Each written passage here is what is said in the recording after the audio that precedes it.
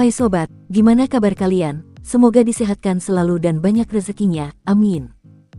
Jangan lupa untuk berlangganan. Dengan Anda berlangganan, Anda menjadi orang pertama di channel ini yang memiliki hak istimewa. Pada kesempatan kali ini, Sabta Novel akan melanjutkan Tales of Herding Gods episode 1791-1795. Untuk melihat video selengkapnya, sahabat bisa kunjungi playlist yang telah Sabta Novel sediakan. Yuk mari, kita berimajinasi bersama dan masuk ke alur ceritanya.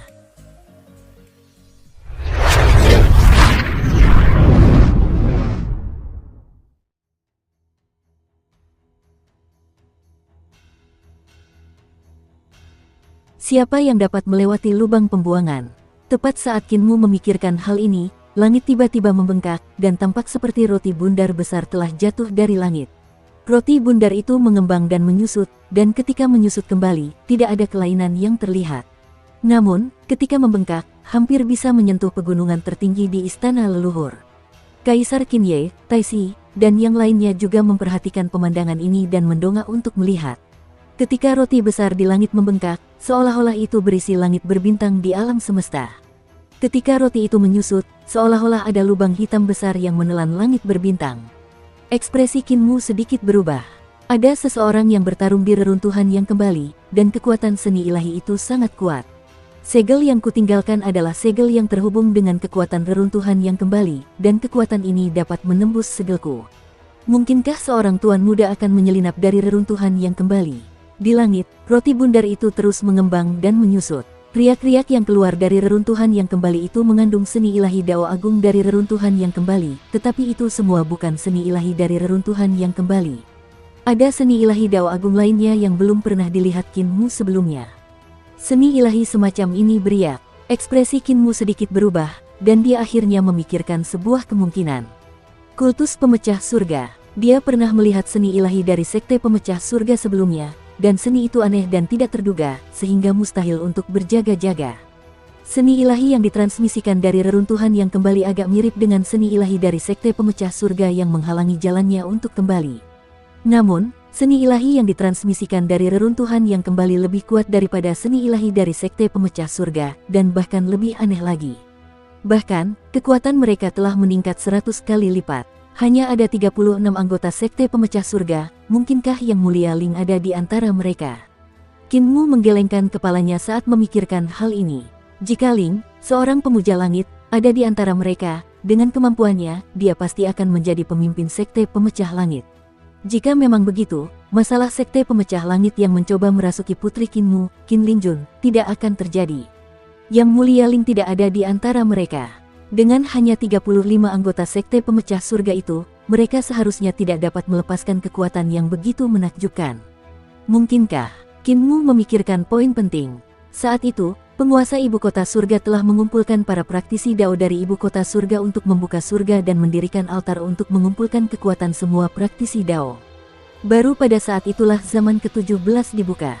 Master of Heaven Capital sudah mati, dan tanpa Master of Heaven Capital yang memimpin altar pembuka surga, masa pembuka surga lainnya tidak akan mampu melepaskan sepenuhnya kekuatan altar pembuka surga. Namun, jika masa pembuka surga ini membentuk formasi yang mirip dengan altar pembuka surga, dengan mengeksekusi skill serangan gabungan, mereka dapat mengumpulkan kekuatan mereka bersama-sama dan melepaskan kekuatan yang tak terbayangkan. Dia tiba-tiba bangkit dan bergegas menuju reruntuhan yang kembali.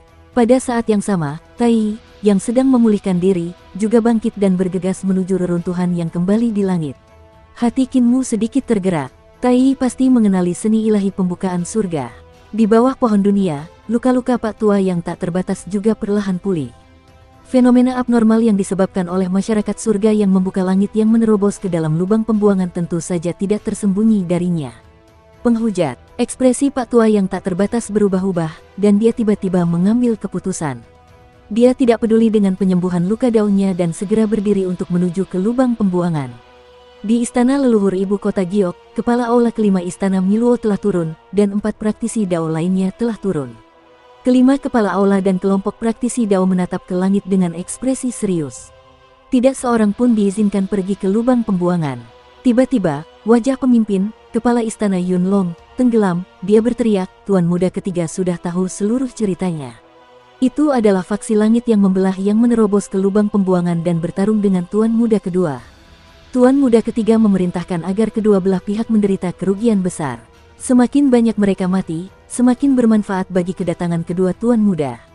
Para penguasa istana dan praktisi Dao lainnya merasakan hawa dingin di hati mereka dan menyetujuinya.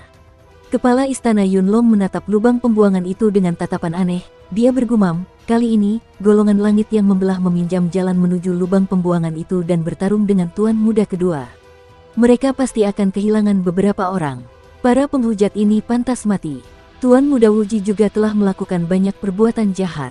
Dia telah menyakiti sesama penganut Tao, mengkhianati gurunya, dan mengkhianati istana Miluo. Akan lebih baik jika mereka mati bersama-sama. Kepala Istana Delapan Penglihatan berkata dari samping, bahkan jika golongan langit yang membelah keluar dari lubang pembuangan, mereka hanya akan jatuh ke dalam perangkap istana leluhur yang dibuat oleh Tuan Muda Primal Chaos dan terperangkap di sini. Begitu mereka memasuki perangkap binatang buas ini, mereka tidak akan punya tempat untuk pergi, jadi mereka hanya bisa saling membunuh. Tuan Muda Ling Xiao dan Tuan Muda Zi Xiao akan dapat turun dengan lancar. Kepala aula dan praktisi Dao di ibu kota Jade duduk di gunung dan menyaksikan para harimau bertarung, tidak bergerak sedikit pun. Pada saat ini, Qin Mu, Tai Yi, dan Pak Tua Wu Ya masih menyerbu ke arah jurang pembuangan yang besar. Di langit, lapisan segel yang telah dipasang Qin Mu mulai hancur.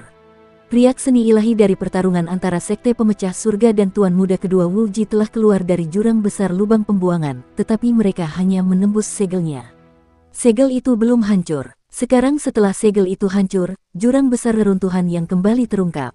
Namun, segel Qin Mu belum hancur total, jadi beberapa bagian langit istana leluhur gelap sementara yang lain masih biru. Kegelapan itu berbintik-bintik, dan area itu menjadi semakin luas. Ketiganya hendak bergegas kembali ke reruntuhan ketika mereka tiba-tiba mendengar ledakan yang mengguncang dunia. Segel lain yang telah diletakkan Qin Mu hancur, dan wajah dengan senyum aneh tiba-tiba tergantung dari langit, menghalangi jurang besar. Wajah dan pemiliknya bagaikan setetes air besar. Mereka jatuh lalu menyusut kembali, dan lebih banyak bagian yang rontok. Tubuhnya terlalu besar, dan seolah-olah dia terjebak di lubang pembuangan. Seolah-olah ada yang mencengkeram pergelangan kakinya dari belakang, dan dia berjuang sekuat tenaga. Hal ini terjadi lagi, dan wajah tersenyum yang tak tertandingi besarnya tiba-tiba jatuh dari lubang pembuangan. Ekspresi Grid Cheng sedikit berubah, dan dia berkata pada Qin Mu, "Rekan Taois, silakan kembali." Qin Mu sedikit tertegun, tidak mengerti apa maksudnya.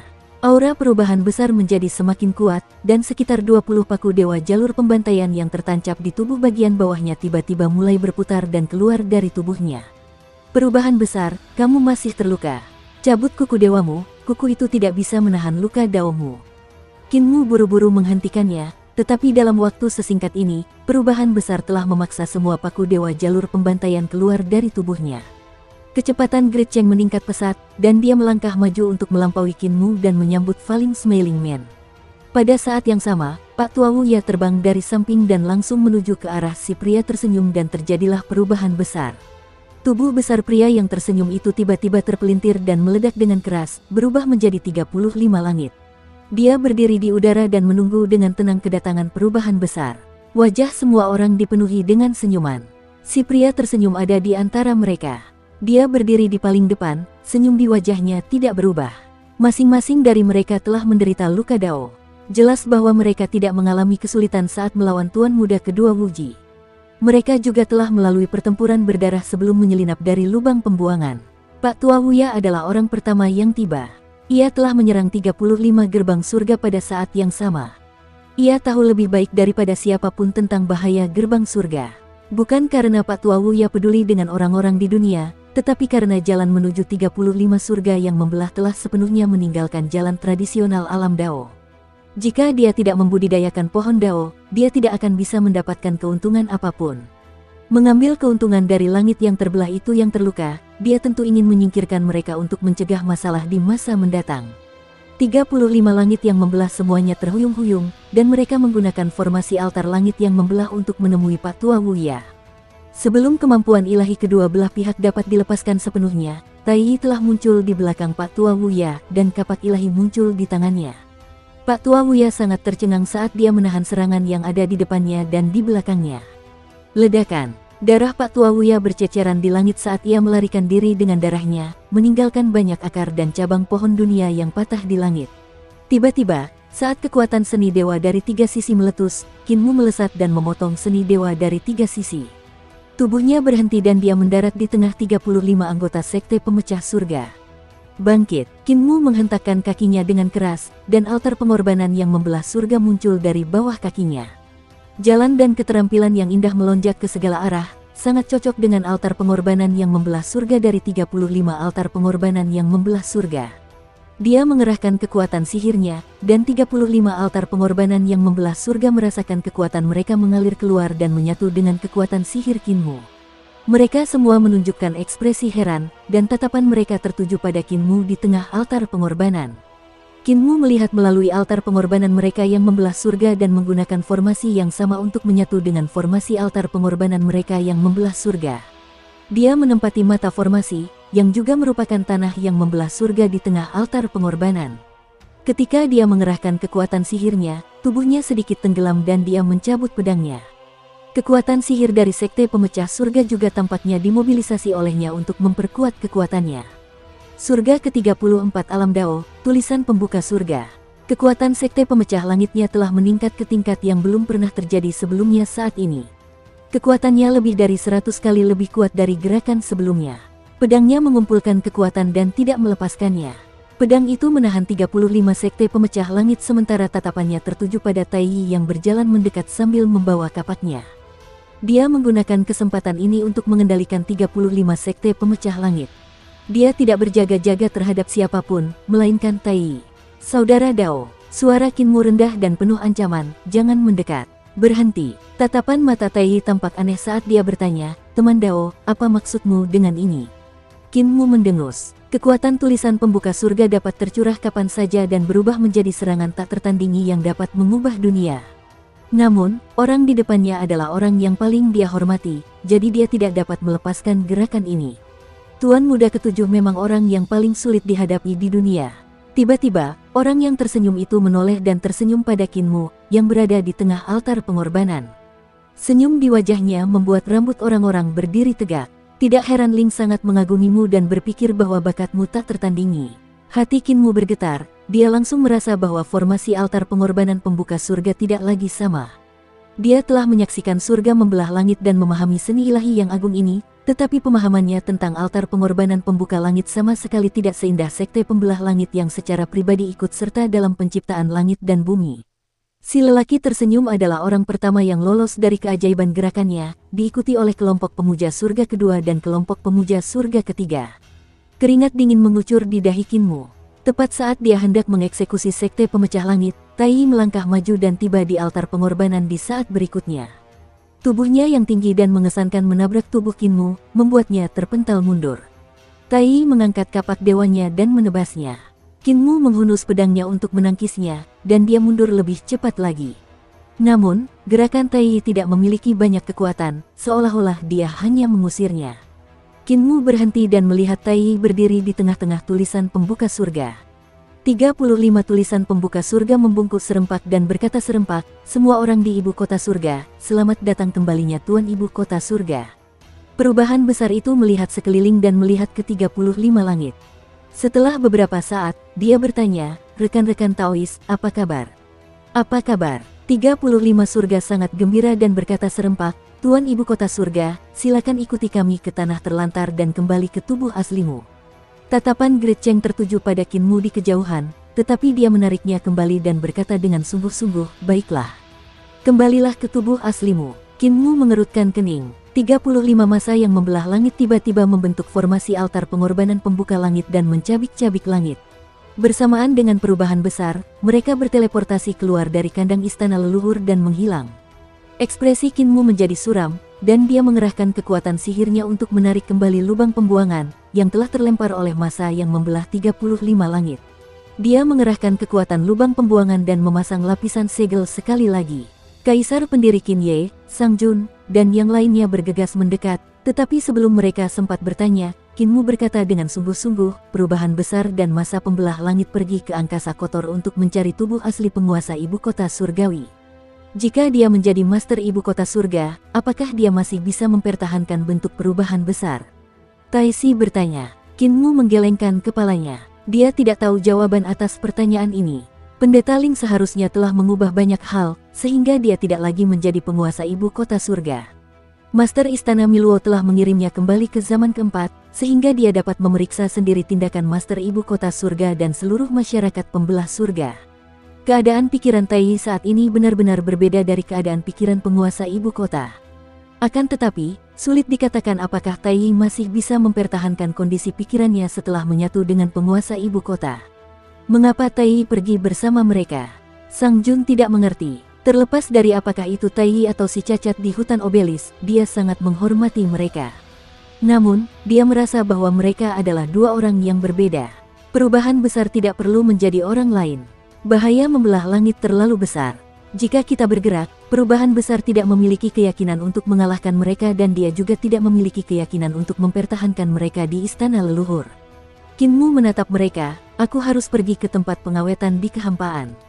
Kalian tetaplah di sini. Ketika terjadi perubahan besar dan aku tidak ada, kalian harus berhati-hati terhadap serangan dari ibu kota Jade dan pohon dunia. Aku akan meninggalkan perahu emas untuk melewati dunia. Jika kalian tidak dapat menahannya, naiklah ke perahu emas untuk bersembunyi. Semua orang mengangguk. Qin Mu menarik napas panjang dan dengan sekejap, dia menghilang dari perangkap istana leluhur. Ruang yang tidak bersih. Masa yang membelah surga dan perubahan besar berjalan di antara mereka. Ruang yang tidak bersih ini dipenuhi dengan misteri, dan banyak hal yang tidak dapat dihancurkan bahkan jika dihancurkan atau menciptakan kesengsaraan hidup dilemparkan ke sini. Ada juga reruntuhan ibu kota surgawi. Saat itu, tanah pembukaan surga milik master pembuka surga dari ibu kota surgawi, hutan obelis tempat tuan muda tertua istana Yiluo menekan jalan jahat dan tidak lazim, serta segala macam benda aneh dan ganjil di hutan. Tai Yi dan para pengikutnya yang membuka surga kembali berjalan melalui reruntuhan ibu kota surgawi. Mereka naik ke altar pembukaan surga, dan para pengikutnya yang membuka surga mendesah tanpa henti. Pria yang tersenyum itu berkata, selama ini, kami telah mencari pemimpin kami. Ling berkata bahwa dia telah mengirim roh primordial pemimpinnya ke masa depan, tetapi Ling adalah orang yang sangat tidak pasti. Bagaimanapun, dia telah bergabung dengan ibu kota surgawi di tengah jalan, dan hati daunnya tidak semurni hati kami. Tai Yi berdiri di atas dua jejak kaki di tengah altar. Itu adalah jejak kaki yang ditinggalkannya. Berdiri di sana lagi, dia dipenuhi dengan emosi. Setelah beberapa saat, Tai Yi berkata, kecakapan dan pemahaman Ling adalah yang terbaik di antara kalian. Mengapa kalian tidak mengikutinya setelah aku meninggal? 35/10 surga saling memandang dan menggelengkan kepala. Ling tidak cocok menjadi pemimpin kita. Dia berhati lembut dan tidak bisa melihat hakikat kehidupan. Pria yang tersenyum itu berkata, hidup hanyalah tumpukan materi dan energi. Dia pikir kita harus menghormatinya, tetapi dia mengabaikan bahwa kita dapat menciptakan kehidupan dan bahkan menciptakan dunia. Kita bahkan dapat membentuk dunia dan kehidupan menjadi apa yang kita inginkan. Dia tidak dapat melakukan itu. Kita hanya memiliki satu pemimpin, dan itu adalah penguasa ibu kota. Tai Yi menatap mereka dan sedikit mengernyit. Dulu dia juga punya pemikiran yang sama, itu sebabnya dia punya kelompok pengikut seperti ini. Namun sekarang, pikirannya telah berubah. Sejak ia menjadi Tai Yi, ia telah berusaha semaksimal mungkin untuk tidak mengganggu proses zaman ke-17 dan membiarkan zaman ke-17 berkembang dengan sendirinya. Ini sama sekali berbeda dari tindakan Tuan Ibu Kota. Demi menyelamatkan pemimpin kami pernah memengaruhi masa depan di masa lalu. Kami di sini untuk menunjukkan kepada Tuan Muda ke-7 apa yang terjadi ketika Ibu Kota dibuka. Pria yang tersenyum itu berkata, sayang sekali Tuan Muda kekacauan primal mengecewakan kita. Dia ragu-ragu saat hendak menyembuhkan pemimpin kita. Jangan khawatir, pemimpin, kami pasti bisa menyembuhkanmu. Sembuhkan aku. Tai Yi menatap luka Dao di tubuhnya. Jelas, mereka tidak mengacu pada luka Dao yang ditinggalkan oleh pertempuran dengan Tuan Muda ketiga dan Tuan Muda keempat. Mereka mengacu pada pikiran dan cita-cita Tai Yi. Masa pembuka surga percaya bahwa pemikiran dan cita-cita Tai Yi saat ini sakit, tidak sempurna, dan perlu disembuhkan. Metode mereka dalam menyembuhkan Tai Yi adalah dengan menjadikan Tai Yi penguasa ibu kota dan pemimpin di hati mereka. Mereka meninggalkan reruntuhan ibu kota surgawi dan segala macam benda aneh melayang dari ladang acar di kehampaan. Namun, ketika berhadapan dengan orang-orang yang telah membelah surga, benda-benda aneh itu menyusut kembali. Mereka mencari cukup lama di ladang acar dan melihat sekumpulan besar peti mati di depan mereka. Banyak peti mati yang dihubungkan lagi dan langsung menuju ke arah mereka. Terakhir kali Kinmu datang ke sini, dia bertemu dengan sekelompok peti mati yang menghalangi jalannya. Dia menggunakan kapal emasnya untuk menghancurkan peti mati, menghancurkan banyak peti mati sementara peti mati lainnya berhasil lolos. Rekan Taois, pria tersenyum berdiri di depan langit yang membelah masa, suaranya bergetar. Hari bagimu untuk melarikan diri akan segera tiba. Penguasa ibu kota surga akan segera turun, dan kau akan dapat melihat cahaya matahari lagi dan membalas dendam. Dendam antara kau dan Istana Miluo serta Tuan Muda Ketujuh dapat diselesaikan. Peti mati itu tampaknya memahami kata-katanya, dan mereka dipenuhi dengan kegembiraan. Rantai yang mengikat peti mati itu mulai bergetar. Tuan Muda, ada alasan mengapa kekacauan telah menekan mereka. Tai mengingatkan pria yang tersenyum itu dan yang lainnya, jika mereka dilepaskan, mereka akan sangat berbahaya. Senyum di wajah pria tersenyum itu sangat menakutkan. Istana Miluo lebih kuat daripada ibu kota surgawi kita. Ibu kota surgawi membutuhkan mereka untuk melawan Istana Miluo. Pemimpin, kau benar-benar gila. Kau tidak akan berpikir seperti itu di masa lalu. Anggota lain dari faksi langit yang membelah juga berkata, pemimpin sakit. Pemimpin lama tidak perlu peduli dengan hal-hal ini. Bahkan jika alam semesta hancur dan langit dibuka kembali, kita bisa mulai dari awal. Mata Tai berkedut. Mereka terus bergerak maju dan akhirnya menemukan pintu yang telah dihancurkan oleh kapal emas yang melintasi dunia. Fraksi 35 surga yang membelah memimpin Tai masuk. Tuan Muda, kekacauan telah menghancurkan formasi di sini dan menyelamatkan kita dari banyak masalah. Semua obelis di sini terbalik. Itu disebabkan oleh dampak kapal emas yang melintasi dunia saat Kinmu datang ke sini terakhir kali. Kemudian, Tuan Muda Agung-Agung turun dan memanfaatkan Kinmu, membuatnya menyerah pada gagasan, menyembuhkan, perubahan besar dan melumpuhkan. Ketika Tuan Muda Agung-Agung dan Kinmu pergi, mereka tidak memulihkan hutan obelis. Tuan Muda Agung-Agung dan Tuan Muda Kinmu adalah dua penjahat besar. Di masa lalu, mereka menindas banyak rekan Taois. Pria berwajah tersenyum dan sisa-sisa masa yang membelah surga mengawal Tai ke hutan prasasti. Mereka sangat kuat, namun mereka benar-benar mampu melawan penindasan hutan prasasti dengan paksa. Pria berwajah tersenyum berkata, Tuan Muda Agung-Agung menganggap cita-cita Istana Miluo sebagai cita-citanya. Aturan-aturan dalam cara kerjanya terlalu kuat, jadi kita tidak dapat menggunakannya. Cilde Chaos meskipun juga orang jahat yang hebat, tetapi dia tidak memiliki aturan, tidak memiliki prinsip, oleh karena itu dapat menggunakannya. Sayangnya, Cilde Taisang akhirnya meyakinkannya. Begitu kuatnya sehingga kita harus mengambil risiko datang dari yang tertinggi untuk menyembuhkan pemimpin itu sendiri. Tai berkata, Tuan Muda Taisang dan Tuan Muda Hundun akan menekan mereka yang melakukan kejahatan di dunia yang kuat. Tindakan ini tidak berlebihan. Pemimpinnya benar-benar sakit. 35 gerbang surga merasa khawatir, tetapi dia segera merasa lega. Untungnya, pemimpin akan segera sembuh. Tai melihat situasi itu dan terdiam. Tiba-tiba, hatinya tergerak. Secara logika, setelah ia memasuki hutan obelis, ia akan langsung terhubung dengan orang lumpuh di hutan obelis tersebut. Pada akhirnya, ia akan menghilang dan menjadi cocok dengan orang lumpuh tersebut. Akan tetapi, mereka telah masuk jauh ke dalam hutan obelis, dan masih belum ada perubahan pada tubuhnya. Tai tetap tenang. Dia dikelilingi oleh kerumunan dan terus masuk lebih dalam. Setelah sekian lama, mereka akhirnya tiba di area inti hutan obelis.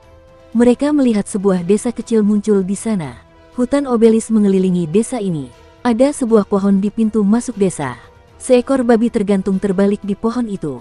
Babi itu merintih, ingin turun, tetapi tidak dapat melarikan diri. Di atas batu di pintu masuk desa, seorang lelaki tua sedang menyipitkan mata dan menghisap shisha. Di beberapa rumah kumuh di desa, seorang wanita sedang memukul-mukul pakaiannya di dekat sumur. Palu-palu itu bergerak naik turun, membuat pakaiannya bergerak. Ada seorang gadis kecil dengan dua kepang tanduk kambing yang berusaha keras memanjat pohon, mencoba memetik buah-buah di pohon itu. Di bawah atap, ada seorang wanita tua yang menyipitkan mata dan bersandar di dinding untuk tidur siang. 35 gerbang surga menuntun Tai ke desa dan melihat sekeliling. Pria yang tersenyum itu membungkuk kepada lelaki tua itu. Saudara Dao Dongyang, Anda adalah prajurit terkuat ketiga di ibu kota saat itu. Anda telah lama menghilang. Saya tidak menyangka Anda akan ditekan di sini. Saudara Dao, hari ini adalah hari di mana Anda akan dibebaskan. Ini juga merupakan hari di mana pemimpin akan pulih dari penyakitnya. Selamat, orang tua Dongyang meliriknya. dia berkata dengan acuh tak acuh, jadi itu adalah rekan Taois Si Jing. Siapa yang membuat wajahnya begitu jelek? Saya melakukannya dengan sangat baik di sini. Saya tidak ditekan oleh yang tertinggi. Saya datang ke sini atas inisiatif saya sendiri. Adapun pemimpin, dia tidak sakit. Dia hanya terluka. Pria yang tersenyum itu berkata, Saudara Dongyang, terlepas dari apakah pemimpin itu terluka atau sakit, dia harus dirawat. Di mana tubuh fisik pemimpin itu? Tolong keluarlah dengan cepat. Lelaki tua Dongyang mengangkat alisnya dan menyapukan pandangannya ke wajah-wajah para makhluk pembuka surga lainnya. Ia mengetuk pipanya dan berdiri, ia terkekeh dan berkata, sejak pemimpin meninggal, kalian semua menjadi semakin tidak berguna. Kalian membuat orang-orang tidak lagi menjadi manusia atau hantu. Kalian sangat menakutkan. Kalian harus kembali. Pemimpin tidak membutuhkan kalian. Pria tersenyum itu mendesah. Sepertinya saudara Dongyang juga sakit dan butuh perawatan. Anggota langit terbuka lainnya juga berkata, Saudara Dongyang sakit.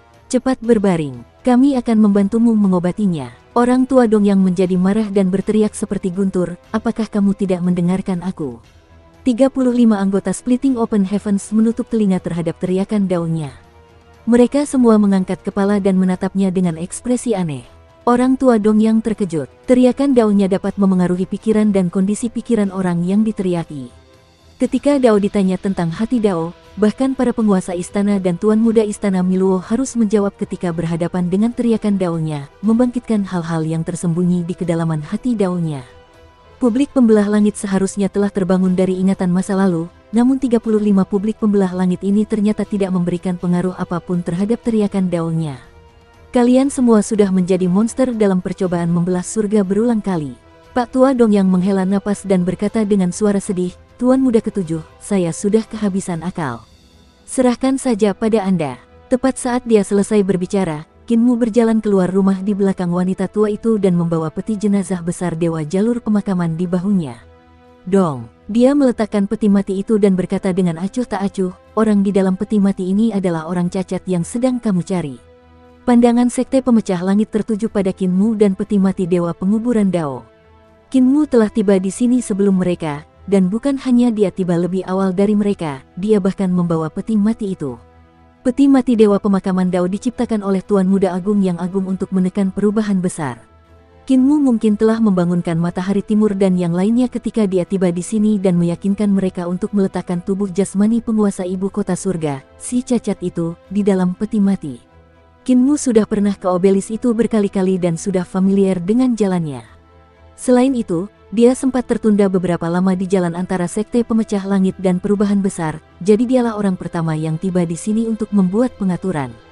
Tuan muda itu kacau, tidak mau mengalah, dan tidak pernah menyerah. Wajah yang tersenyum itu berkata, kau telah mengalami jalan dan keterampilan kami, jadi kau harus tahu bahwa kau bukanlah tandingan kami.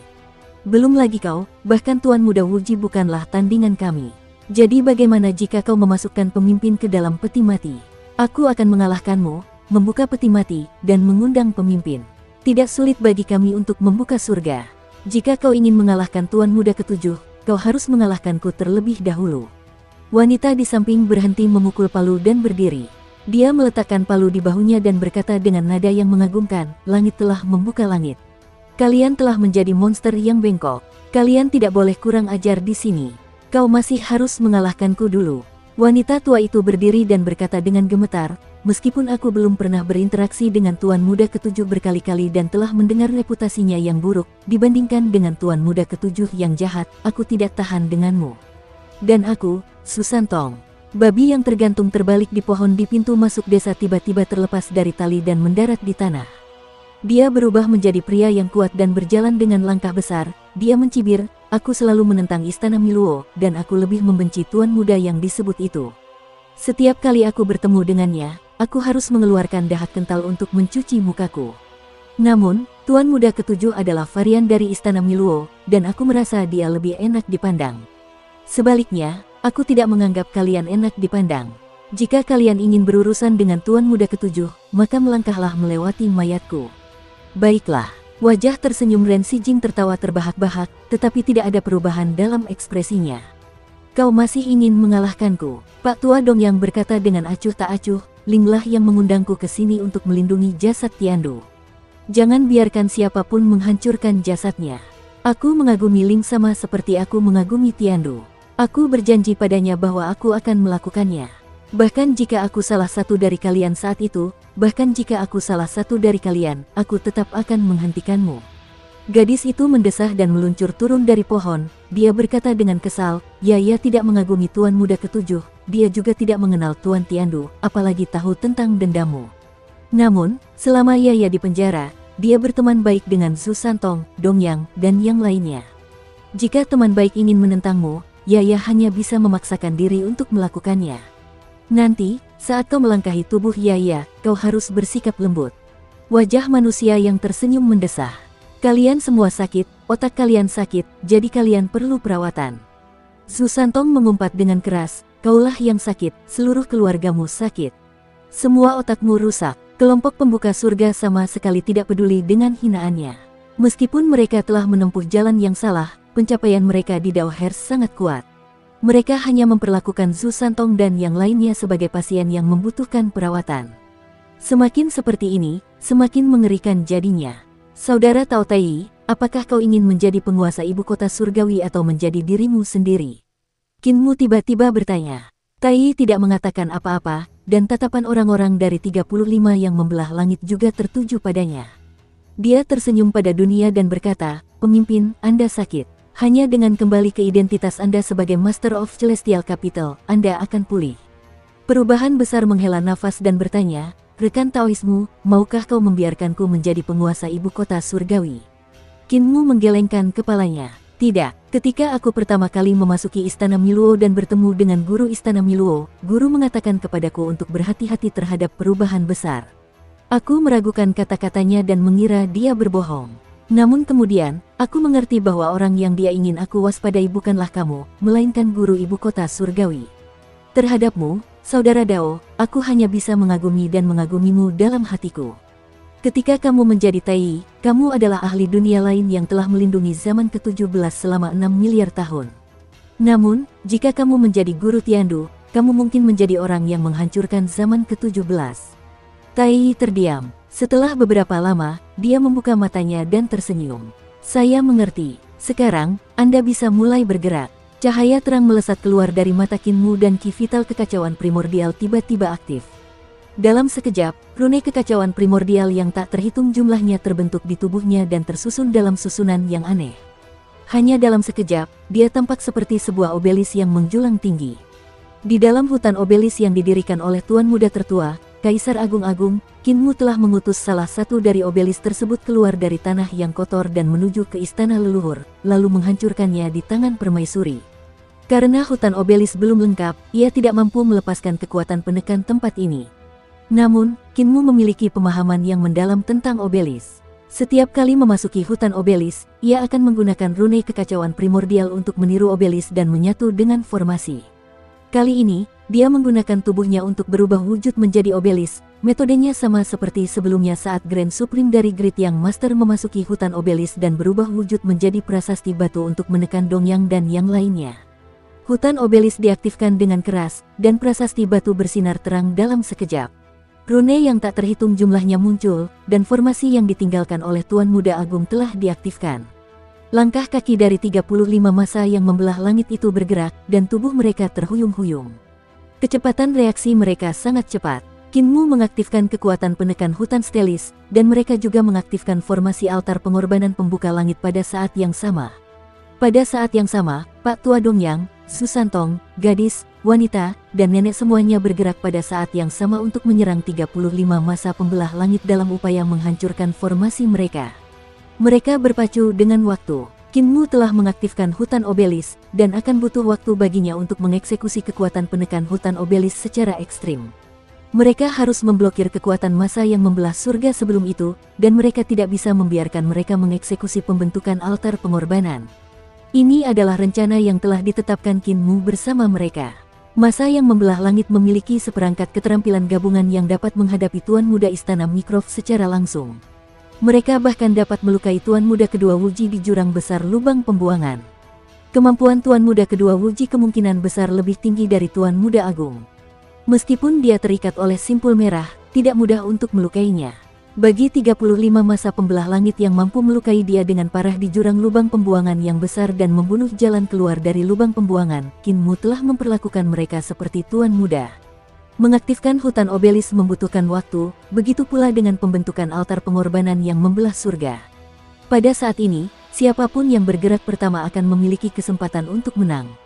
Bayangan hantu altar pengorbanan yang membelah surga muncul dari bawah kaki 35 jemaat yang membelah surga. 35 dari mereka tampaknya terhubung dalam roh, dan kecepatan formasi yang mengaktifkan altar pengorbanan yang membelah surga itu di luar imajinasi. Zhu Santong memegang tongkatnya yang berduri dan menyerang, menghantamkannya ke tengkorak salah satu jemaat yang membelah surga. Darah segar langsung menyembur keluar. Tengkorak massa yang membelah langit itu seperti bunga yang sedang mekar. Kelopak bunganya terbelah ke segala arah, dan wajahnya terbelah menjadi dua bagian. Dia berada di atas dua tengkorak yang retak, tetapi dia masih menyeringai, yang membuat rambut orang-orang berdiri tegak. Zhu Santong terkejut, dia masih belum mati. Sebuah genderang besar muncul dari belakang massa yang membelah langit yang tengkoraknya telah terbelah. Genderang itu bergetar dengan keras, dan Zhu Santong memuntahkan darah segar. Suara genderang itu bergetar 18 kali berturut-turut, dan Zhu Santong tercabik-cabik. Tubuh gadis itu berputar, dan buah dao di pohon daunnya terbang keluar dengan suara siulan. Buah dao itu berputar, dan ribuan benang terbang keluar dari buah dao, menembus tubuh fisik dan roh primordial sekelompok orang yang membelah surga. Gadis itu mengulurkan tangannya untuk meraih benang dan menariknya dengan kuat. Namun, massa yang membelah langit itu tidak terpotong-potong seperti yang diharapkannya. Gadis itu terkejut, tepat saat dia hendak melepaskan benang dan pergi, kerumunan yang membelah surga itu tiba-tiba menoleh untuk melihatnya. Sebuah mata vertikal terbuka di tengah alisnya, dan tatapannya menyapu. Bambu-bambu muda yang tak terhitung jumlahnya menyembul keluar dari tubuh gadis itu dan tumbuh liar, menembus tubuhnya dan menusuk ke dalam hutan bambu. Pohon dao dan buah dao sudah lama ketinggalan zaman, kata orang banyak itu dengan acuh tak acuh. Pada saat yang sama, wanita itu mendekat ke arah pertempuran. Dia mengangkat tongkatnya dan mengayunkannya. Seketika, cahaya warna-warni melesat ke langit dari sumur kuno di belakangnya. Dia sangat kuat dan sama sekali tidak lebih lemah dari Dongyang. Sumur kuno yang dia gunakan untuk mengambil air dan mencuci pakaiannya adalah tempat dao agungnya berada. Dia juga merupakan eksistensi yang paling menarik perhatian di era alam semesta tempat dia tinggal. Namun, yang menyambutnya adalah serangan dari 3 massa yang membelah langit. Wanita itu baru saja melancarkan serangannya ketika dia terluka parah oleh 3 massa yang membelah langit dan terlempar ke belakang. Bagaimana mungkin ada kemampuan ilahi yang aneh seperti itu? Dao besar yang aneh seperti itu. Pikirannya berdengung. Dia belum pernah melihat kemampuan ilahi dari ketiga massa yang membelah surga itu sebelumnya, dan dao besar yang mereka gunakan juga sesuatu yang belum pernah dia dengar sebelumnya. Akibatnya, dia terluka parah oleh mereka pada saat pertama. Dukung terus channel YouTube Sabta Novel.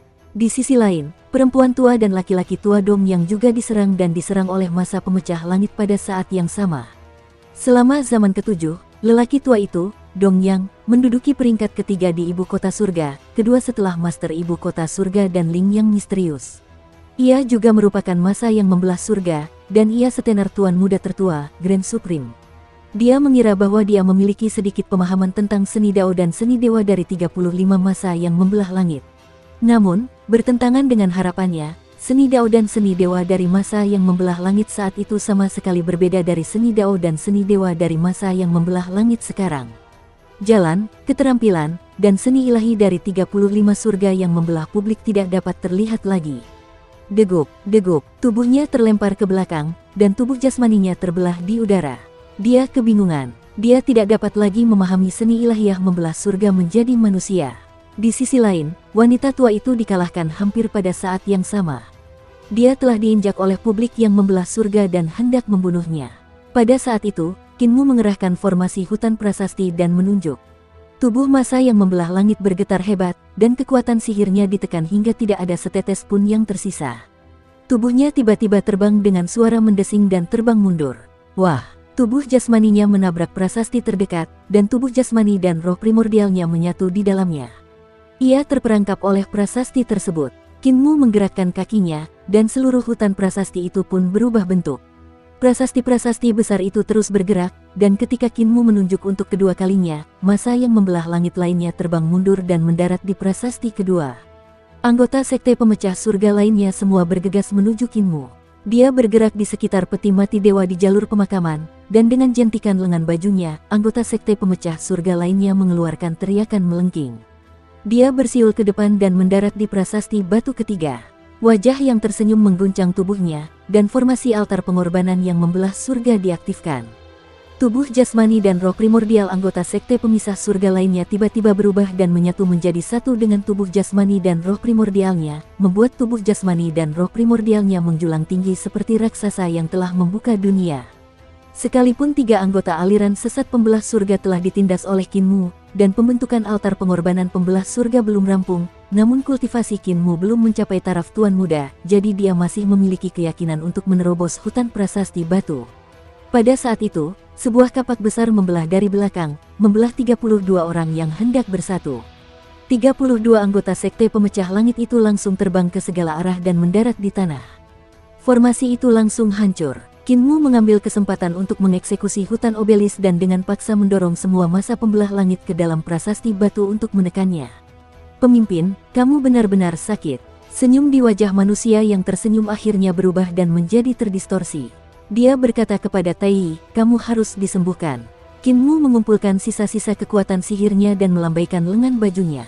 Sosok manusia berwajah tersenyum itu terbang mundur dan mendarat di prasasti batu ke-35.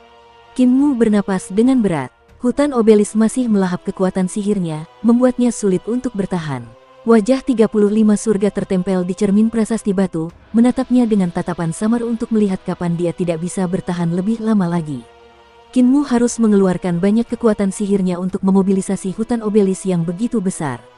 Pada saat yang sama, ia harus mempertahankan bentuknya dan membiarkan ki vitalnya berubah menjadi rune kekacauan primordial untuk mengisi obelis yang hilang. Mampu menyegel 35 surga sekaligus, dapat dikatakan menakjubkan, namun hal itu juga telah menghabiskan seluruh kekuatan sihir Kinmu. Tuan Muda Kekacauan, sama seperti di masa lalu, kau masih seorang pria kasar yang tidak pernah mempertimbangkan konsekuensi dari melakukan sesuatu.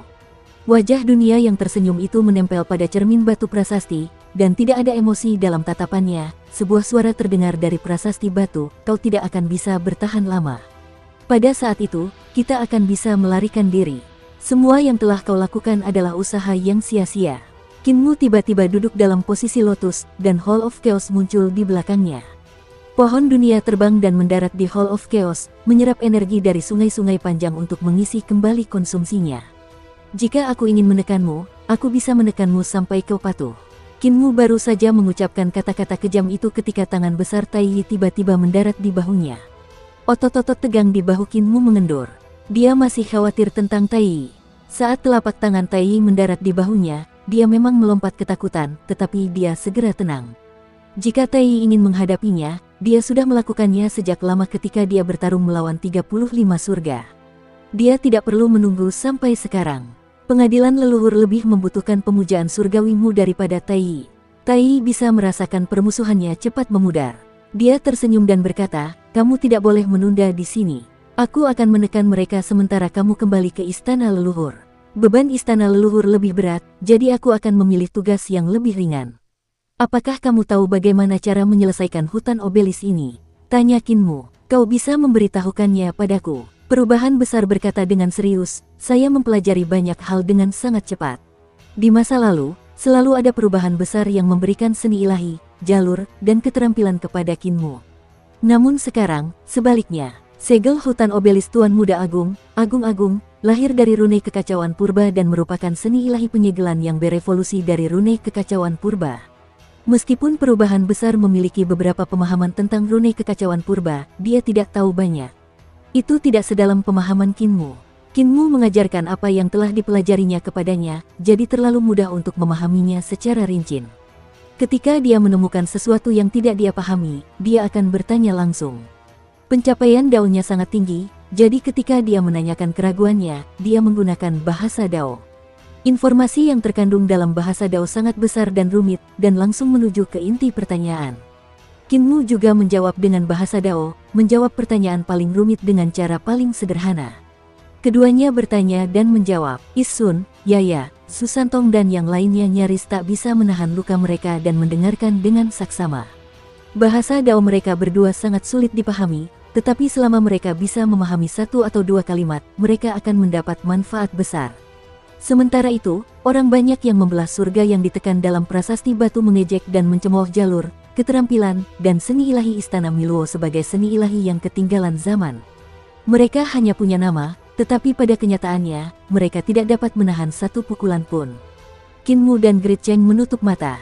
Pada akhirnya, bahasa Dao milik Grid Cheng berubah menjadi bahasa Dao Primordial Chaos, dan Qinmu juga menjawab dalam bahasa Dao Primordial Chaos. Pertanyaan dan jawaban mereka bahkan lebih mendalam, dan bahkan Dongyang dan yang lainnya tidak dapat memahaminya. Is Sun mendesah, merasa sedikit tertekan. Dulu, dia bisa setara dengan Tuan Muda Agung dan Maha Agung, tetapi seni, jalan, dan keterampilan ilahi saat ini telah jauh melampaui yang ada di zamannya. Pertukaran Qinmu dengan perubahan besar telah membuatnya terperangah dan tidak mampu mengejar ketinggalan. Setelah puluhan hari, Tuan Muda Agung akhirnya memahami perubahan pada rune dan formasi obelis. Tidak hanya itu, ia juga menemukan banyak perubahan yang bahkan Tuan Muda Agung dan Maha Agung tidak perhatikan selama proses tanya jawab. Hal itu sangat menguntungkan Qinmu. Tuan Muda Agung mencoba mengeksekusi rune kekacauan primordial seperti Qinmu, dan setelah waktu yang lama, ia mengeluarkan perasaan seperti tablet batu berbentuk manusia. Saudara Dao, coba ubah formasinya lagi, Qinmu mengingatkan. Tai mencoba memobilisasi kekuatan hutan obelis, dan Qinmu mengangguk sambil tersenyum. Saudara Dao, kamu sudah memahaminya. Kalau begitu, aku akan menyerahkan tempat ini kepadamu untuk dikendalikan. Dia berdiri dan meregangkan tubuhnya. Tai duduk dan bertanya, Dongyang, apa rencanamu? Qinmu melangkah maju untuk membantu Dongyang dan yang lainnya menyembuhkan luka-luka Dao mereka. Pak Tua Dongyang ragu-ragu sejenak sebelum berkata, Ling memintaku untuk menjaga Tuan Ibu Kota Surga. Tai memotongnya dan berkata, kamu tidak berani memasuki dunia lagi. Pak Tua Dongyang terdiam dan setelah beberapa saat, dia berkata dengan suara serak, aku memang tidak berani lagi. Dulu, aku adalah salah satu eksistensi dengan bakat tertinggi di 7 zaman alam semesta terakhir dan juga salah satu eksistensi terkuat. Dan sekarang, dia menggelengkan kepalanya dan berkata dengan getir, aku tidak berani memasuki dunia lagi. Wanita tua, wanita, gadis, Susantong, dan yang lainnya ragu-ragu sejenak. Impian mereka adalah untuk menyingkirkan penindasan dan kembali ke dunia. Namun, ketika mereka mendengar kata-kata lelaki tua Dongyang, mereka juga ragu-ragu. Dibandingkan dengan saat itu, teknik Dao dan seni ilahi saat ini sudah sangat berbeda. Perkembangan teknik Dao membuat mereka, para monster tua ini, tidak dapat memahaminya. Saat itu, mereka semua adalah eksistensi yang langka seperti bulu phoenix dan langka seperti unicorn di era masing-masing. Sekarang, mereka mungkin sudah ketinggalan zaman. Di hutan obelis, kita masih bisa merasa kagum dan membanggakan perbuatan masa lalu. Namun, memasuki dunia, Susantong menggaruk bulu-bulu di belakang kepalanya dan menggelengkan kepalanya. Hehe, siapa yang mengenal kita? Kemungkinan besar, sebelum kita bisa menyombongkan diri, kita akan dibunuh oleh seseorang. Tatapan mata Qinmu berkedip, dan dia tiba-tiba berkata, Saudara Dao Dongyang, semuanya, jika kalian bisa mempercayaiku, aku bisa memberi kalian semua kesempatan. Semua orang menoleh, tatapan mereka penuh dengan antisipasi, keraguan, dan ketakutan. Mereka takut akan masa depan. Mereka telah ditekan di sini, dan mereka tampak ganas dan jahat. Namun, setelah mengalami kehancuran dan penciptaan zaman alam semesta, mereka telah lama kehilangan ambisi mereka dan menjadi sekelompok cacing yang menyedihkan. Qinmu terbatuk. Tuan Sang juga pernah ditekan di sini sebelumnya, tetapi dia datang bersamaku kemudian. Kalian semua tahu karakter Little Sang. Dia sangat jujur dan sederhana, tetapi jika dia ingin memasuki era ke-17, dia harus mengikuti aturanku. Dia telah melakukan banyak kejahatan di masa lalu, tetapi aku memberinya kesempatan untuk membuka lembaran baru dan bangkit kembali. Aku, kedamaian abadi, memiliki roda surgawi 6 jalur, dan aku dapat membiarkan orang bereinkarnasi, jadi aku membiarkan Little Sang bereinkarnasi. Tai mengangkat alisnya dan meliriknya. Qinmu terbatuk sekali lagi, lalu berkata dengan hati-hati, sebelum Tuan Sang bereinkarnasi, dia membedah Dao Agungnya, seperti surga agung yang menyeluruh, jalan pohon Dao, jalan bunga, buah Dao, dan jalan pembunuhan. Dia membedah semuanya dan kembali ke surga dan bumi untuk memelihara alam semesta di zaman ke-17. Sang kecil dapat dikatakan telah bereinkarnasi di selembar kertas putih, memulai dari awal lagi. Tai meliriknya lagi, dan Qinmu terbatuk sekali lagi, Sekarang alam semesta zaman ke-17 kita berada di tengah-tengah reformasi perdamaian abadi, itu berjalan lancar dan ada banyak bakat. Little Sang sudah menjadi seorang pemuda berusia 20-an, dan dia juga luar biasa dalam perdamaian abadi kita. Tai masih ingin meliriknya, tetapi Qin Mu memberinya tatapan tajam. Ketika dia berbalik, dia memiliki ekspresi yang baik, dia tersenyum pada semua orang. Little Sang bisa melakukan ini, dan kalian semua juga bisa. Dao Heart-nya belum berubah, dan dia yakin bahwa dia akan bereinkarnasi lagi. Dia akan tetap menjadi talenta nomor 1 di dunia, dan dia akan tetap mampu mengikuti reformasi Eternal Peace. Dia bahkan bisa menjadi pemimpin masa depan reformasi. Jika kalian semua berpikir kalian dapat dibandingkan dengannya, kalian mungkin juga seperti dia dan bereinkarnasi ke dalam Eternal Peace. Jika kalian semua berpikir bahwa kalian lebih rendah darinya, lupakan saja. Kalian semua akan tetap tinggal di sini. Pak Tua Dongyang ragu sejenak. Meskipun dia merasa kata-kata Qin Mu tidak terlalu bisa dipercaya, kata-kata itu memang menggoda. Zhu Santong, gadis itu, dan yang lainnya juga sedikit ragu-ragu. Perkataan Qin Mu membuat orang-orang merasa bahwa dia telah menggali lubang untuk mereka masuki, membuat mereka merasa bahwa itu tidak terlalu dapat diandalkan. Lebih jauh lagi, mereka tidak sanggup melepaskan segalanya, jalan Dao mereka sebelumnya, tubuh jasmani, roh primordial, pohon Dao, dan buah Dao. Jika memang begitu, apa gunanya ratusan juta bahkan puluhan miliar tahun kultivasi mereka yang pahit? Qin Mu menatap semua orang dengan saksama, rekan-rekan Taois, ada sesuatu yang perlu kalian ketahui. Di masa depan, bahkan jika praktisi Dao di alam semesta masa lalu menginginkan kesempatan ini untuk bereinkarnasi, aku mungkin tidak akan mau memberikannya kepada mereka. Misalnya, Istana Miluo, Sekte Langit yang Membelah, dan bawahan lelaki tua Wuya. Dia berkata dengan enteng, hanya ada satu hasil bagi mereka. Mereka akan memecahkan Dao mereka sendiri dan mengembalikan energi alam semesta ke alam semesta. Selama periode ini, akan ada perang, pembantaian, dan hanya. Dia mengerutkan bibirnya. Jiwa mereka akan hancur. Wanita tua itu menatap Pak Tua Dongyang dan membuka mulutnya, tetapi dia tidak mengatakan apapun. Zhu Santong, gadis itu, dan wanita itu juga menatap Pak Tua Dongyang.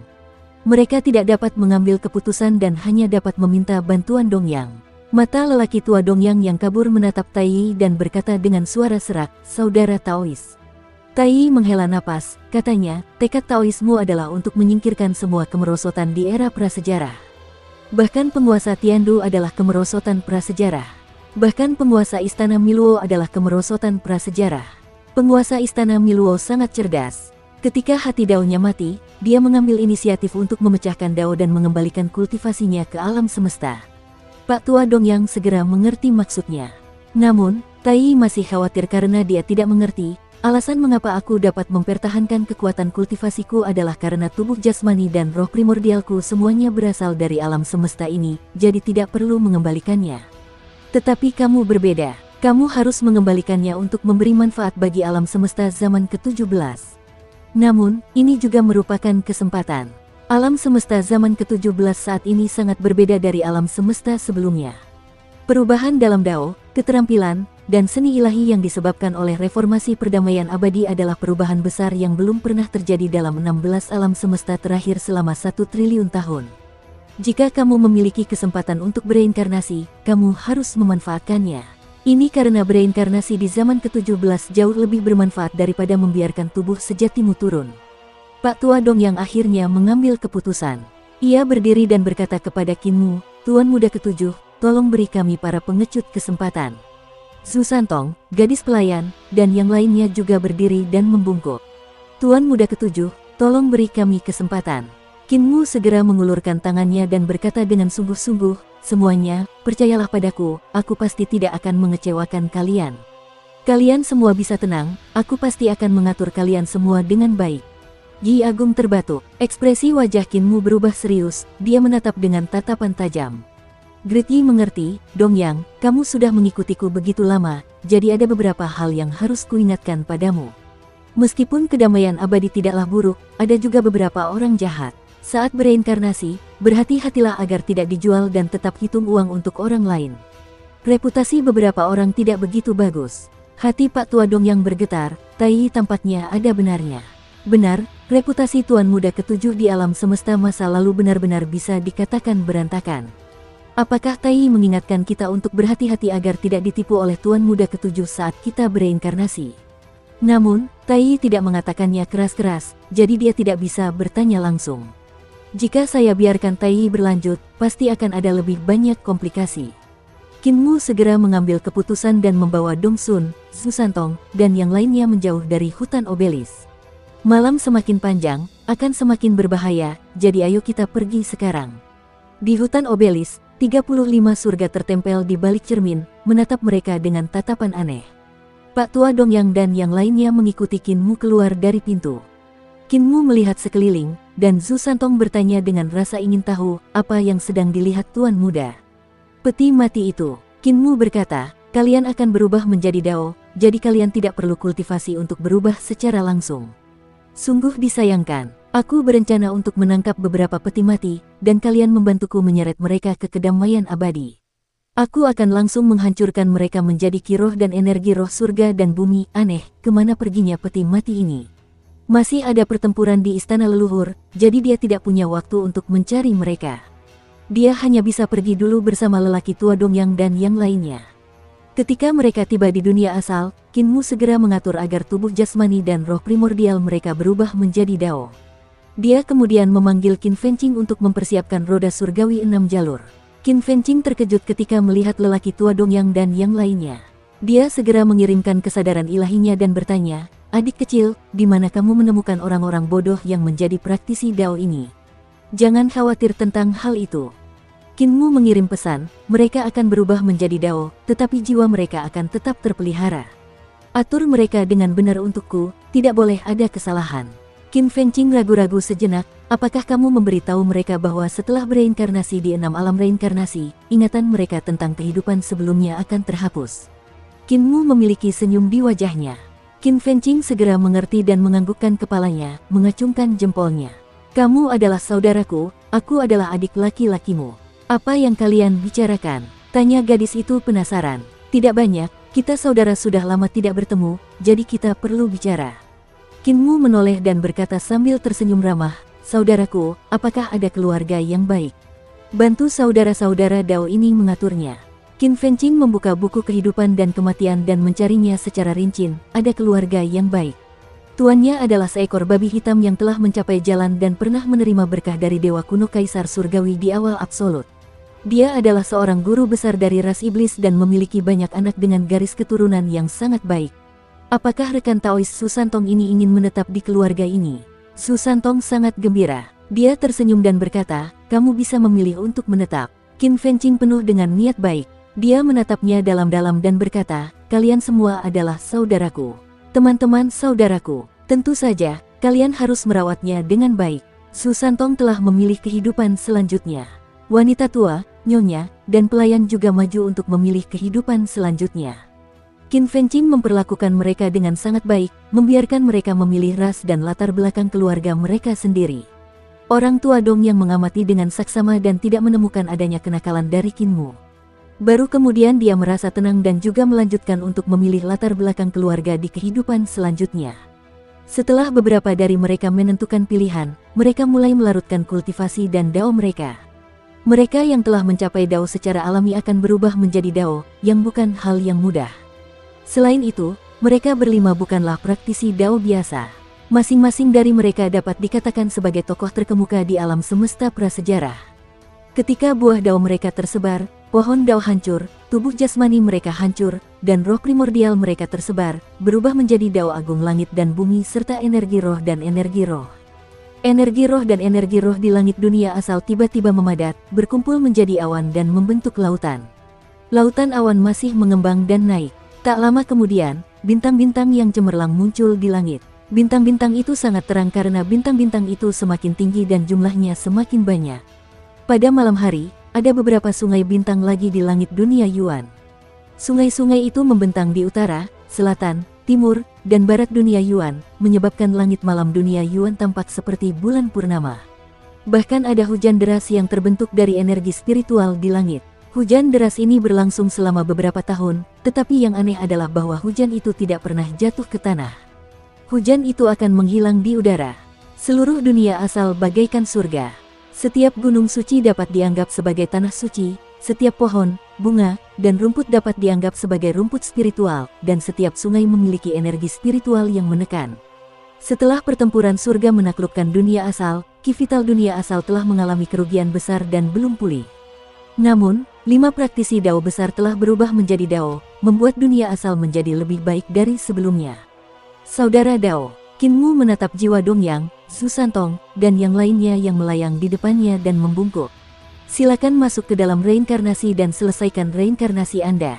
Jiwa kelima orang itu membalas salam hormat itu dan berkata, terima kasih Tuan Muda ketujuh karena telah memberiku kesempatan untuk memulai kembali. Setelah berkata demikian, jiwa kelima orang itu terbang menuju roda surgawi 6 jalur. Roda surgawi 6 lintasan berputar sendiri dan jiwa mereka berlima dengan cepat lenyap ke dalam reinkarnasi tanpa jejak. Qin Fengqing mengangkat kepalanya untuk melihat galaksi yang terbentuk oleh energi roh di langit dan tidak dapat menahan diri untuk tidak berkata-kata, saudara jahat, Dao dari kelima orang ini benar-benar tirani. Jika mereka tidak dapat membangkitkan ingatan dari kehidupan mereka sebelumnya, sungguh disayangkan. Jika mereka tidak bereinkarnasi dengan baik dan memiliki bakat yang biasa-biasa saja, mereka mungkin akan lenyap di antara orang banyak. Qin Mu berkata, selama mereka mempelajari jalur reinkarnasi, mereka masih dapat menemukan kenangan dari kehidupan mereka sebelumnya. Bukankah Lan Yutian menemukan kenangan dari Yang Mulia Yu? Tidak semua orang memiliki kecerdasan dan pemahaman seperti Fatilan. Qin Fengqing menggelengkan kepalanya. Berapa banyak orang di dunia ini yang bisa mencapai levelnya? Reformasi perdamaian abadi bertujuan untuk menjadikan hal yang tidak mungkin menjadi mungkin. Qin Mu tersenyum. 300 tahun yang lalu, siapa yang bisa berkultivasi ke alam dewa di masa damai abadi? Sekarang, alam dewa tidak lagi tidak terjangkau bagi praktisi seni ilahi. 200 tahun yang lalu, siapa yang bisa berkultivasi ke ibu kota Giok dan Lingxiao di masa damai abadi? Sekarang, alam tahta kaisar juga tidak jarang di masa damai abadi. Sistem alam Dao istana leluhur bahkan lebih baik daripada sistem istana surgawi. 100 tahun yang lalu, siapa yang berani bermimpi menjadi praktisi Dao di masa damai abadi?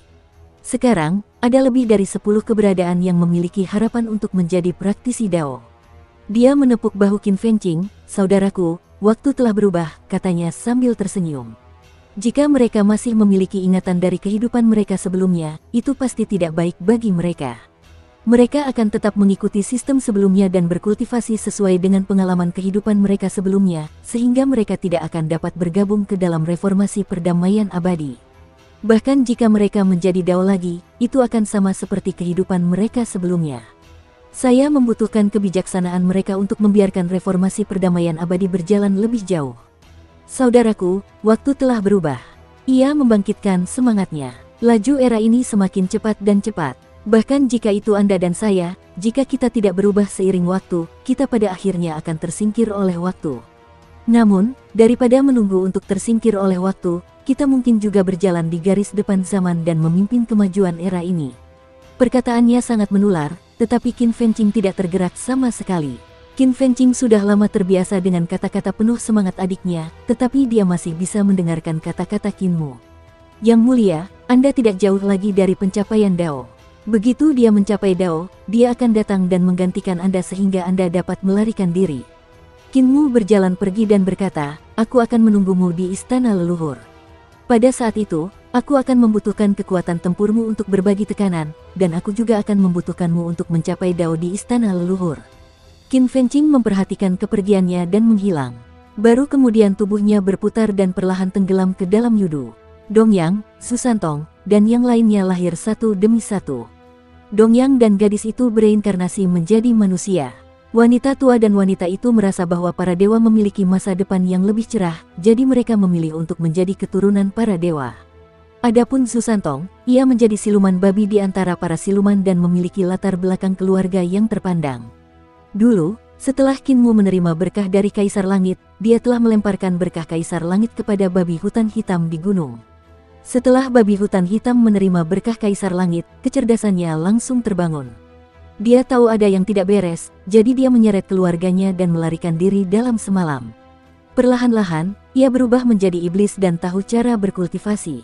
Ia juga berhubungan dengan praktisi seni dewa perdamaian abadi. Status iblis yang telah memasuki perdamaian abadi tidak kalah dengan manusia. Ada Huling Er yang tinggal di kuil dan memegang otoritas keuangan perdamaian abadi. Ada juga berbagai dewa iblis di tingkat menengah yang tersebar di seluruh selatan. Setan babi hitam ini juga merupakan salah satu pemimpin ras iblis. Ia memiliki keluarga besar dan dikenal sebagai Grandmaster Gunung Hitam. Grandmaster Agung dari Black Mountain ini adalah ayah Su Santong di kehidupan ini. Su Santong cerdas dan pintar sejak usia muda, dan sangat dihormati oleh Grandmaster Agung Black Mountain. Grandmaster Agung Black Mountain tahu bahwa ia telah memperoleh kekayaannya melalui berkat Kaisar Surgawi yang entah bagaimana diperolehnya. Faktanya, bakat dan pemahamannya tidak begitu bagus, sehingga hanya sedikit keturunannya yang cerdas. Jarang sekali Su Santong begitu pintar, jadi dia memberinya banyak pelatihan. Dia menggunakan uang untuk memasukkannya ke sekolah dasar terbaik, lalu menghabiskan uang untuk membeli rumah di ibu kota bagian bawah, sehingga dia bisa pergi ke ibu kota bagian bawah untuk belajar. Su Santong tidak mengecewakan harapannya, dan prestasinya semakin tinggi. Kemudian, ia berhasil masuk ke Imperial Chollege selama ujian masuk Imperial Chollege. Grandmaster Agung Black Mountain begitu terharu hingga air matanya mengalir. Ia menggelar pesta pernikahan di Black Mountain dan mengundang berbagai dewa iblis untuk merayakannya selama 3 hari 3 malam. Setelah Su Santong masuk ke Imperial Chollege, ia menunjukkan bakat yang luar biasa. Sebelum lulus dari Imperial Chollege, ia dilindungi oleh Rektor Tinggi Gulinuan dan masuk ke Institut Daowen untuk melanjutkan studinya. Perguruan tinggi Dao bukanlah hal yang remeh. Itu adalah tanah suci yang paling sakral dan agung di seluruh dunia. Semua praktisi seni ilahi dan dewa berbakat di seluruh dunia merasa bangga memasuki perguruan tinggi Dao. Ketika Grandmaster Black Mountain mendengar berita ini, dia mengira makam leluhurnya mengeluarkan asap hijau. Sayang sekali keluarganya tidak memiliki makam leluhur. Namun, Akademi Dao memiliki banyak talenta. Setelah Su Santong masuk Akademi Dao, meskipun ia masih dianggap sebagai talenta yang luar biasa, ada banyak talenta yang setara dengannya. Dekan Akademi Dao Wen, Su Mucha, dan para petinggi lainnya pada awalnya tidak memperhatikannya. Baru kemudian Su Santong bersentuhan dengan Dao reinkarnasi di Akademi Dao Wen, bakat dan pemahamannya perlahan membaik lagi. Ada banyak ide aneh dan wawasan yang menggugah pikiran yang menarik perhatian Su Mucha, Si Yuyu, dan yang lainnya. Si Yuyu memanggil pemuda setengah manusia ini dan bertanya kepadanya. Su Santong berkata, "Aku tidak tahu bagaimana aku menjadi begitu pintar. Sejak aku mengolah jalur reinkarnasi dan mempelajari misterinya, pikiran dan gambaran aneh akan muncul di benakku dari waktu ke waktu." Si Yuyu dan Su Mucha saling memandang dan memintanya pergi. Si Yuyu berkata, ini adalah pertanda kebangkitan ingatan dari kehidupan lampau setelah mengolah jalan reinkarnasi. Orang ini memiliki kehidupan lampau. Namun, wawasannya sangat indah dan unik. Kehidupan lampaunya pasti luar biasa. Mungkinkah dia reinkarnasi dari sisa-sisa pengadilan surgawi? Tetapi sepertinya tidak. Bahkan pemuja surgawi ke-10 mungkin tidak memiliki cakrawala dan pengetahuan seperti dia. Su Mucha berkata, kita harus mengundang Pangeran Bumi untuk menyelidikinya. Qin Fengqing turun dan mendengar mereka berdua berbicara tentang Su Santong, jadi dia memberitahu mereka tentang latar belakang Su Santong. Si Yuyu dan Su Mumu membelalakan mata mereka dan berteriak, ada hal seperti itu. Kenapa kamu tidak mengatakannya lebih awal? Bagaimana jika dia membangkitkan kehidupan sebelumnya dan menjadi kasar? Apa yang harus kita lakukan? Bagaimana dia bisa bangun dengan mudahnya?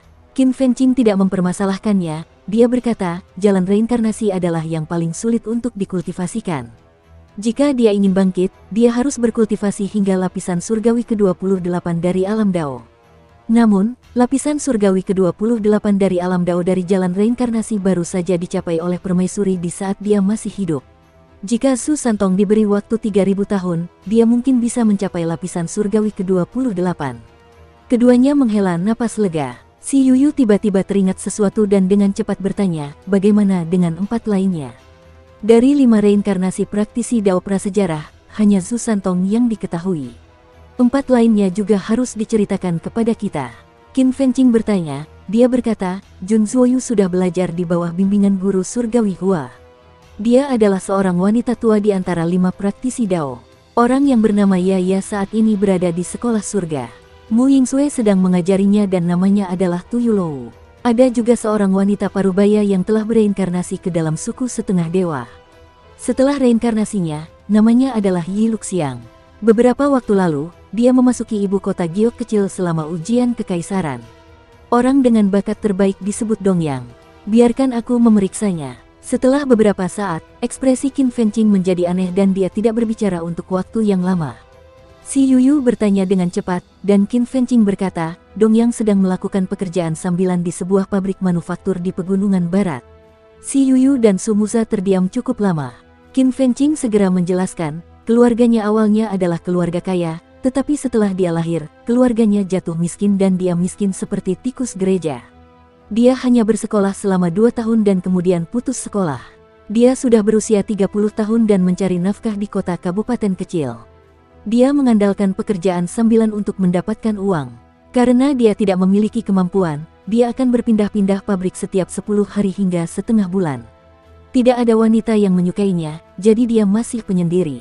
Si Yuyu melotot tajam ke arahnya dan berkata, temukan Dongyang untukku dan kirim dia ke Akademi Dao Wen. Qinmu dibesarkan olehnya dan selalu takut padanya. Qin Fengqing bahkan takut padanya, jadi dia buru-buru mencarinya dan berkata, kirim ke nenek dalam 2 hari. Begitu dia mengatakan itu, dia tidak peduli tentang berputar dan segera tenggelam ke Yudu.